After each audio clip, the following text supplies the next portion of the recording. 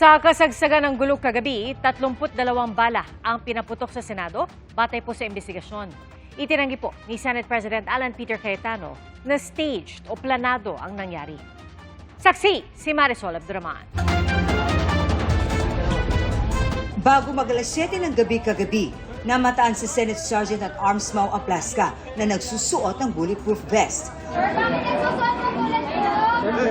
May aarestuhin anya sila, pero hindi niya pinangalanan kung sino. We're going to arrest somebody. Sir, ano po? Ano po, sir? Sino, sir? We are going to arrest Sino po, sir? somebody. Sino, sir? Sino, How can we do the operation with you? Please clear the area. Clear the area. Clear the area.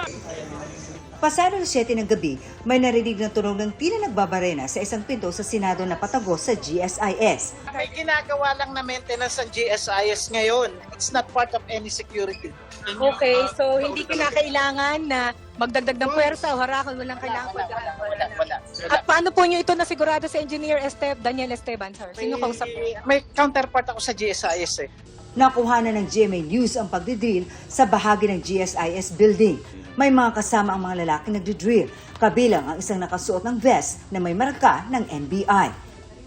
Pasado alas 7:40, nagtungo si Aplasca kasama ang ilang tauhan ng OSAA, Philippine Marines at pulis sa isang hallway ng Senado na papunta sa direksyon ng GSIS. Sinundan namin si General Laplasca, so pinatigil ulit kami sa hallway.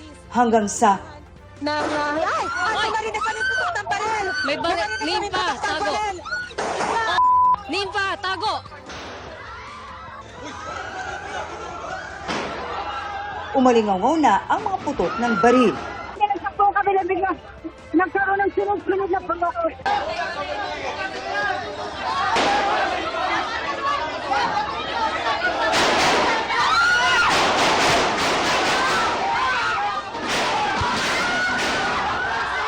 Sa gitna ng putukan at takbuhan,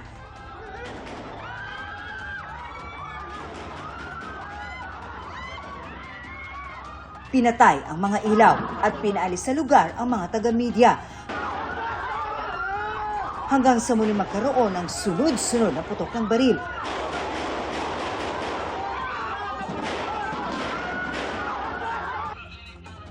Sa compound ng GSIS, kanya-kanya ring cover ang mga taga-NBI.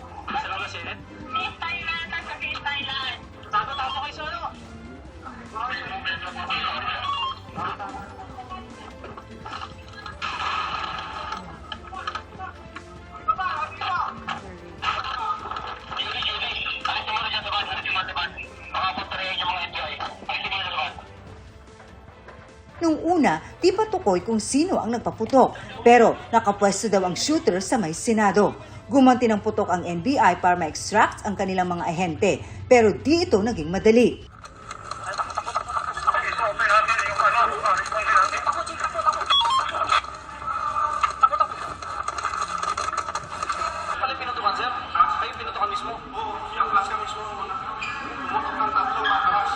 And we're having a meeting. Bandang alas 8 ng gabi, nag-live stream si Senate President Alan Peter Cayetano. Kung sino nakikinig from the government, this is the Senate of the Philippines. We are allegedly under attack. Kasama niya roon ang ilang kapwa miyembro ng Senate Majority. Hanggang sa humupa na ang gulo. At dumating sa Senado, sina DILG Secretary John V. Remulla at PNP Chief General Jose Melencio Nartates Jr. Ang tensyong naganap sa mataas na kapulungan kahapon. Bakas pa ng unang masilip ng ilang senador na nasa loob pa ng Senado matapos humupa ang gulo. Ngayon, natakpan na ang mga salaming na butas ng mga bala at nakasarado na rin ang pinto ng fire exit kung saan narinig ang mga putok ng baril. Makikita ang itsura ng labas nito na sinasabing konektado sa bahagi ng gusali na ginagamit ng GSIS. Sa press briefing sa Malacanang ngayong araw, sinabi ni Palace Press Officer Claire Castro na may mga pinadalang tauhan ng NBI bago mag-alas 6 ng gabi sa GSIS building. Parehong gusali kung nasaan ang Senado. Si GM Wick Veloso ng GSIS ay humingi ng assistance sa NBI para ma-secure ang kanilang premises. Pinagbagyan ito ng NBI at sa puntong ito gusto nating linawin. Una, walang assault na ginawa ang NBI agents sa Senado. At pangalawa, walang operasyon ang NBI o PNP na arestuhin si Senator Bato. Ang mga tauhang ito ng NBI, ang mga nakita sa video ng GMA News na may binabarena ng pintuan. Paliwanag ng NBI, Yung mga suot ng tao nagdi-drill, hindi naman po pang assault. Ang nagdi-drill po, tinatanggal po nila yung lock because the access from the Senate going to GSIS, yung susi po, ang report po sa akin ni GM Veloso is nandoon po sa Senate. nang makita raw ng mga taga-Senate Sergeant at Arms ang mga taga-NBI, agad umuno silang nagbihis ng pangbakbakan at nang kumprontahin ang NBI agent, dito na nagkaputukan. Pagdating sa bridge sa GSIS premises, tinanong ng usaa ang NBI agent na nakaupo, lamang kasama nga ang isang blue guard ng GSIS. Nagpakilala na NBI agents at nung nagsabi sila ng kanilang pagkakakilanlan, agad nagpaputok ng warning shot si Sergeant at Arms Mau Aplaska. At dahil doon, napilitan ding magpaputok ng warning shot ang NBI agent. Lumalabas po sa mga ulat na kayo yung unang nag-warning shot eh. Totoo po naman po yung Mel. No? Yes.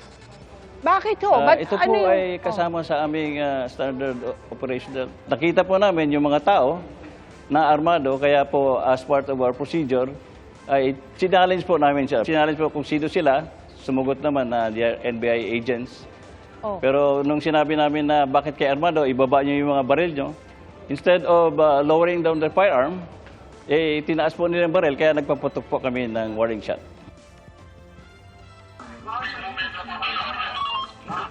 Hindi tinukoy kung sino ang NBI agent na nagpaputok, pero isa umunong NBI volunteer ang inaresto.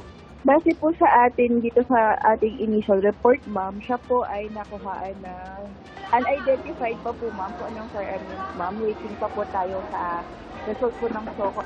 Nanindigan ang kanyang asawa na walang kinalaman ang volunteer sa putukan sa Senado. Wala pong kasalanan ng asawa ko. Wala po yung baril. Sa mga taga-NBI, maawa po kayo. Tulungan niyo po asawa ko. Huwag niyo pong babayaan. Kayo lang po pag-asa niya. Ayon sa kanyang abogado, volunteer lang siya at hindi regular na empleyado. Siya po ay driver nga daw talaga. Isa po sa mga agent doon ng NBI. So, yun po, siya ay non-operational. Hindi rin anya sa Senado na aresto ang volunteer kundi sa bahagi ng GSIS na katabi ng Senate office. Hinahanap niya daw po yung bag na naiwan. Ang sabi naman po niya ay nag-coordinate siya with the security ng GSIS para tulungan siya hanapin yung bag na naiwan. Siya po ay hindi po opisyal na empleyado ng NBI. Lumalabas po na siya ay parang volunteer kasama po ng mga ahente po. No? Doon po sa katanungan kung alaw humawak ng baril, yun po kasi yung nakita na naglalakad, pinahawak. Pero yung actual naman po na pangyayari, wala naman po siyang access po doon sa baril na hawak-hawak po niya. Nauna nang sinabi ng NBI na wala silang tao sa loob ng Senado. Pero ayon kay Senator Amy Marcos, hindi ito totoo. Ang sabi ng NBI agents, inutusan daw sila personally and directly ni BBM, arrest Bato at all costs, kahit sino pa ang mamatay, kahit sino pa ang madali, basta pasukuin si Bato. Ngayon din. Tumanggi magsalita ang arestado pero ayon sa kanyang abogado, Wala po siyang sinabing ganun. Hindi siya operatiba. So, hindi rin po siya looped in sa mga ganyang bagay kung ano talaga yung instructions. PNP ang mangunguna sa investigasyon tungkol sa nangyaring gulo sa Senado, kasama sa aalamin kung sino-sino ang mga gumamit ng baril. Nasa 10 ang hinihinalang sangkot sa putukan. Isasalang sila ng PNP sa paraffin test. Ibabalik si test naman ang kanilang mga baril. Ipinakuha na rin ang mga CCTV footage sa loob at labas ng Senado. As much as the Philippine National Police po ang maglilid ng investigation dito. And of course, we need to account kung sino ang may armas and or sino ang security forces na nandun. Kasama rin sa iniimbestigahan ang mga aligasyon na baka stage o gawa-gawa at diversionary tactic lang ang kaguluhan. Ito ay sa harap ng mga report na pagkatapos ng kaguluhan, nakalabas ng Senado si De La Rosa pasado 2:00 ng madaling araw. Kasama po lahat ng anggulo ng mga natatanggap po ng Philippine National Police po. Nang tanungin kaugnay nito si Cayetano, I don't think there's any question. The Senate is under attack. was under attack. All of you, your lives were in danger last night. So I know it's your job to ask a question, but you will tell me pagka may nagpaputok na warning, hindi under attack yun? My God! Git ni Cayetano, hindi stage o planado ang insidente, gaya ng duda ng ilan. There's speculation, may nagsasabi, kami daw ni Bato nagplano, or kanina tinanong nyo, legitimate question yung tanong nyo, diversionary. If it was a diversionary tactic, it was crazy. Why? When you did that, lalong dumami yung tao dito lalong dumami yung polis. Napakagaling ko naman mag-orchestrate ng lahat na yan. Kaya kong papuntahin dito mga armadong grupo. 32 bala ang pinaputok kagabi. Ayon yan sa dokumentong nakuha ng GMA News na batay sa investigasyon ng naganap kagabi. Mahigit 20 bala ang pinaputok ng hanay ng Senate security. May report na rin nakuha si Senate President Alan Peter Cayetano na nagsabing unang nagpaputok si Aplasca, pero ang tanging inamin pa lang ni Aplasca. Sa area o ano? Lima naman ay mula sa NBI na nasa bahagi ng GSIS office na kadikit ng Senado. Ang kuha ng mga CCTV, hindi pa isinasa publiko pero na-turn over na raw at nire-review ng Philippine National Police o PNP. Ako si Marisol Abduraman, ang inyong saksi.